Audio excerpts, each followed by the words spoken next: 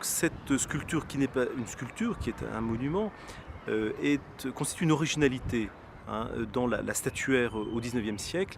Bartholdi et d'autres, Gustave Eiffel ensuite, par exemple, ont voulu créer des œuvres qui ne soient pas des œuvres classiques, mais des œuvres qui emblématisent une ville, un site et un concept en définitive. Et la sculpture, le monument, devait être le point focal de la structuration du tissu urbain. Ce n'était pas une œuvre parmi d'autres, c'était vraiment un élément structurant de l'ensemble urbain. Et ça, c'est tout à fait original. Il ne voulait pas une sculpture bourgeoise au milieu d'une place, classiquement.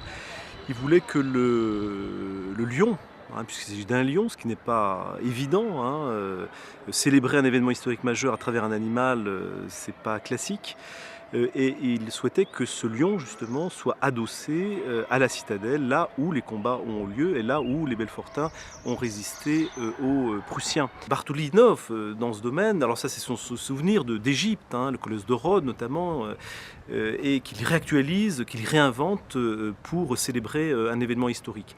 La deuxième originalité de cette statue monumentale, c'est le mode de financement. Bartholdi ne voulait pas qu'elle soit financée par l'État, par les États, mais par les gens, le peuple, hein, puisqu'on est au début de la Troisième République, le peuple a la parole, nous avons retrouvé la démocratie après l'Empire. Républicain, Bartholdi souhaite que l'ensemble des Français s'approprient cette œuvre.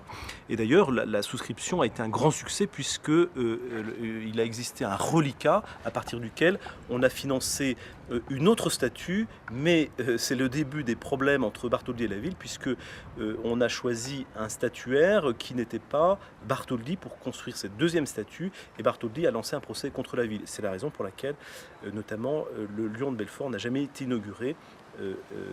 Déni d'histoire qu'on va réparer en 2010.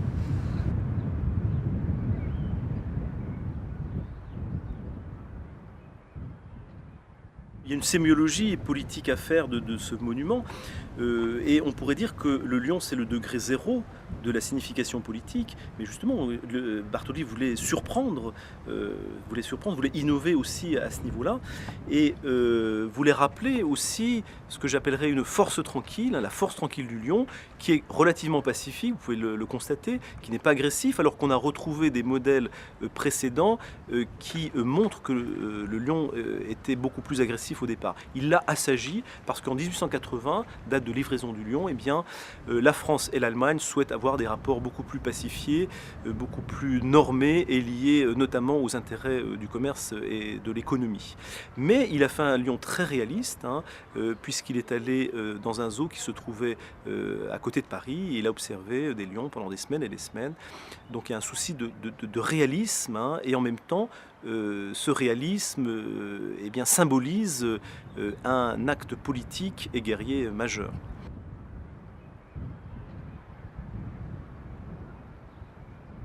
Bartholdi était un républicain qui n'était pas nationaliste. Et dans les lettres qu'il écrit au maire de Belfort, il dit bien qu'il veut camper un lion qui ne soit pas agressif, hein.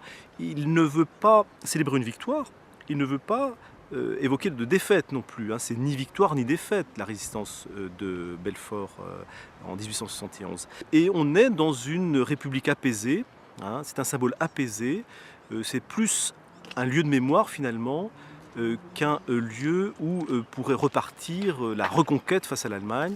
Ce n'est pas un lion de la revanche, ce n'est pas un lieu de revanche, hein, puisque la revanche, c'est quand même l'idéologie dominante de cette époque. Mais Bartholdi est un peu en décalage par rapport à cette agressivité. Il représente une république qui ne se veut pas agressive et qui veut évoquer le passé, mais non pas pour préparer la prochaine guerre.